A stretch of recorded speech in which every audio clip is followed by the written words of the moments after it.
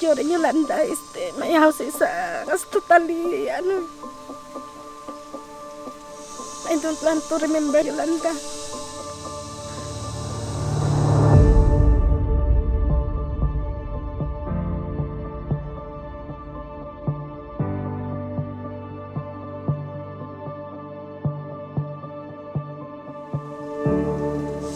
It is destroyed my community. I lost everything. My heart was broken.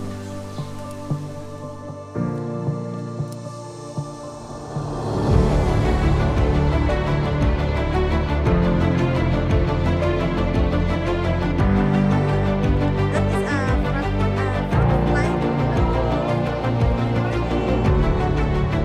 They are very, very big helping for us, for every one of us. I am one of the facilitator to help the people in community how to manage business, how to plan, how to promote their products.